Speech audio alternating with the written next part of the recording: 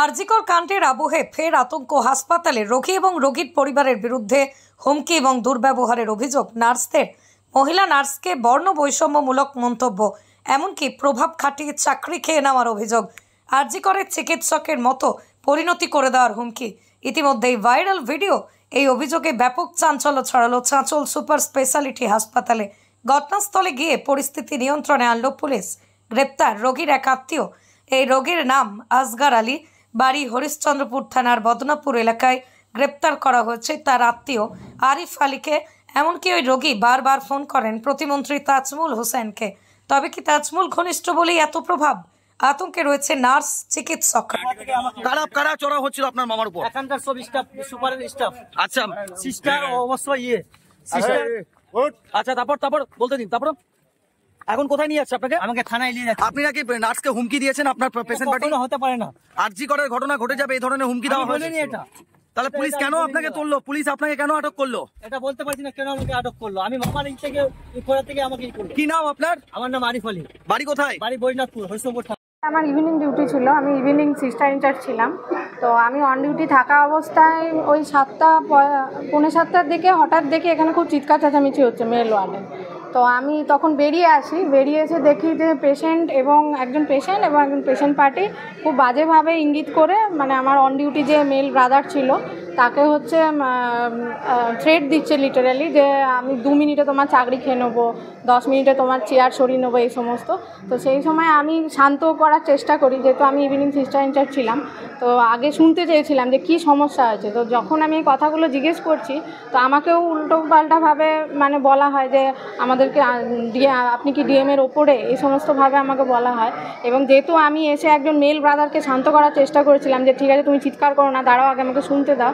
তো সেই সময় এই কথাটাও আর কি থ্রো করেন ওনারা, যে নিজে পারলি না, মানে আমার স্টাফকে বলে আর কি, যে নিজে পারলি না বলে চুড়িদার পরা মহিলাকে ডেকে আনতে হলো, তাহলে তুই নিজেও চুড়িদার পরে বসে থাক।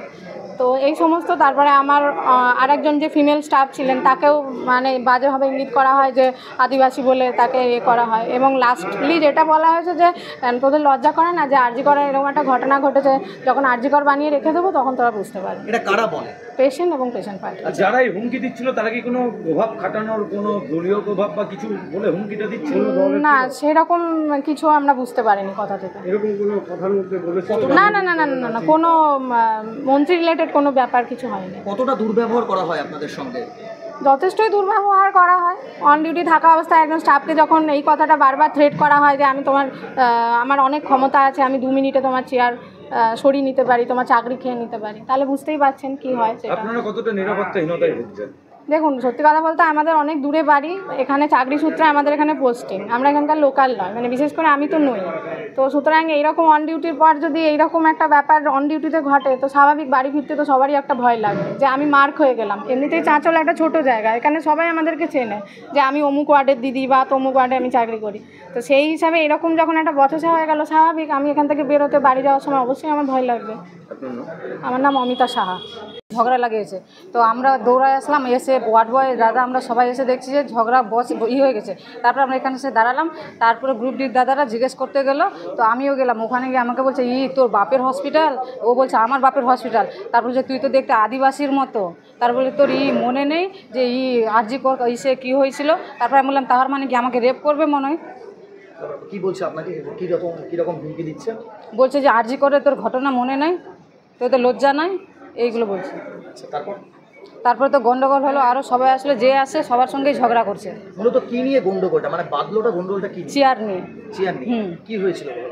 কে এসেছিলো তো চেয়ারটা নিয়ে গেল, প্রথমে কিছু বলেনি আমাদের এখান থেকে নিয়ে যাওয়ার পর দ্বিতীয় চেয়ারটা যখন নিয়ে যায় তখন বলেছে।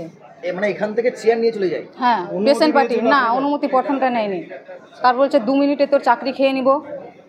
এরা কিভাবে এই প্রভাবটা খাটালো, কি বলছিল? যে আমার লোক আছে, ওই লোক আছে। না না, দলের সঙ্গে না। জানেন কিছু? না, ওগুলো জানি না। কোনো কি মন্ত্রীর প্রভাব খাটানোর কথা বলছিল? না, ওইগুলো না, বলছে আমার আছে, ওই আছে, আমি 2 মিনিটের চাকরি খেয়ে নেবো তোমাদের। এই মুহূর্তে কতটা আতঙ্কিত আপনারা? অনেকটাই। আপনারা কি অভিযোগ করবেন? হ্যাঁ, থানায় অভিযোগ করবেন। কি চাইছেন? আমাদের বিচার চাই, আমরা তো সেফটি নেই, এখন ডিউটিতে আছি, বাড়ি যাবো, কী হবে তখন কে কী বলতে পারবে? এই ধরনের ঘটনা আপনাদের সঙ্গে ঘটছে, কি মনে হচ্ছে যে ডিউটি করছেন, আপনারা মানুষকে পরিষেবা দিচ্ছেন, সেক্ষেত্রে বারবার আপনাদের এইভাবে হেনস্থার মুখে পড়তে হচ্ছে। খারাপ লাগে, যতটা পারি চেষ্টা করি করে দিই, তারপরেও কথা শুনতে হয়। আদেও কি নিজেদের সেফ ফিল হচ্ছে? না। যথাসাধ্য আপনারা রোগীদের হ্যাঁ, পরিষেবা দিই। আপনার নাম? পিঙ্কি সাহা। এখানে ঘটনাটা কিছু না, আসগর আলী বলে একজন পেশেন্ট, উনি রক্ত হিমোগ্লোবিন কম আছে, ওনার রক্ত কম ছিল, 5 পয়েন্ট রক্ত পাওয়ার জন্য ভর্তি হয়। মোটামুটি আমাদের হাসপাতালে 3:40 ভর্তি হয়। তো যেটা অভিযোগ যে ওনাদের হয়তো কোনো মানে নেতা স্থানীয় বা কেউ হয়তো হবে, সেটা আমাদেরকে জানার, নাম তো আমরা জানি না, দেখা করতে আসে এবং যে নার্সিং স্টেশন আছে সেখান থেকে বসার জন্য চেয়ার নিয়ে যায়। তো প্রথমে যে অন ডিউটি ব্রাদার ছিলেন, তো উনি বলেছেন চেয়ারটা আপনি কেন নিয়ে যাচ্ছেন, তখনও কিছু হয়নি। সেকেন্ড টাইম আবার চেয়ার নিতে এসেছিলেন, উনি বললেন চেয়ারটা এরকম নিয়ে যাবেন না, ঠিক আছে। তখনই দুপক্ষ থেকে কথা কাটাকাটি শুরু হয়। মানে যেটা অভিযোগ অনুযায়ী, যেটা অন ডিউটি ব্রাদার যিনি ছিলেন কৌশিক শাহ, তো ওনার বক্তব্য যেটা, যে তখন আমাদের সঙ্গে অকথ্য ভাষায় গালাগাল শুরু হয় যে তোরা কে ডিএমের থেকে তোরা ওপরে, ঠিক আছে, এরকম তোরা মানে করতে পারিস না। কিন্তু ট্রিটমেন্ট নিয়ে কোনো রকম কোনো অভিযোগ গাফিলতি, কিন্তু প্রথমে বলে দিই যে ট্রিটমেন্ট সংক্রান্ত কোনো অভিযোগ গাফিলতি কিন্তু নেই। পুরোটাই একটা মিসবিহেভ বা একটা মিসআন্ডারস্ট্যান্ডিং থেকে ওই চেয়ার তখন পাশের ঘরে আমাদের যে সিস্টার, ওয়ার্ড সিস্টার ইনচার্জ যিনি হন, উনি ছিলেন, তখন চেঁচামেচি শুনে উনি বাইরে বেরিয়ে আসেন। তখনও ওনাদের অভিযোগ অনুযায়ী, বক্তব্য অনুযায়ী ওনাদেরকে অশালীন ভাষায় বলা, একজন সিস্টারকে নাকি আদিবাসী বলে অভিযোগ করা হয় এবং এটা বলা হয় যে আরজি করার মতো কাণ্ড করে দেবো, এটা অভিযোগ। সেটা আমার সিসিটিভি ফুটেজে আমরা অভিযোগ করে দেখব এবং সঙ্গে সঙ্গে থানায় ইনফরমেশন করা হয়। এখানে আইসি বাবু এবং ওনার যারা সাপোর্টিং অফিসার তারা এসেছিলেন, পুরো ব্যাপারটা তারা প্রাথমিক রিপোর্ট নিয়ে গেছেন, সেটা আমাদের দিক থেকে এটা আমরা ইনফরমেশনও দেবো। আর তারপরে যা সিসিটিভি ফুটেজ থেকে যেরকম বেরিয়ে আসবে সেই হিসেবে আমরা পরবর্তী স্টেপ নেব। তো এই মুহূর্তে কতটা আতঙ্কে রয়েছে যারা আপনার ডেফিনেটলি যারা নার্সিং স্টাফ, যেহেতু রাজ্যে এরকম একটা পরিস্থিতি চলছে, সেখানে সেই ঘটনার নাম করে তাদেরকে একটা হুমকি বা থ্রেট দেওয়া অভিযোগ অনুযায়ী, সেটা তো নিশ্চয়ই তারা খুব ভীত সন্ত্রস্ত এবং তারা বাড়ি যেতেও ভয় পাচ্ছেন। তো একটা ভালো খবর যে পুলিশ অফিসারের পূর্ণেন্দু বাবু আছেন আমাদের আইসি, উনি পুরোপুরি সবাই আশ্বস্ত করে নিশ্চিন্তে আপনারা বাড়ি যান। কোথাও কোনো অভিযোগ হলে ফোন নাম্বার দিয়ে গেছেন, ফোন নাম্বার থেকে ফোন করতে বলেছেন। কোনোরকম কোনো অসুবিধা পড়লে ওনারা আমাদেরকে হেল্প করবেন এবং আমাদের কাজে যাতে আমরা পুরো নিশ্চিন্তে কাজ করতে পারবো, 100% নিশ্চিন্তে উনি দিয়ে গেছেন। তো সেদিক থেকে আমরা কিছুটা হলে এখন আশ্বস্ত হতে পেরেছি আমরা।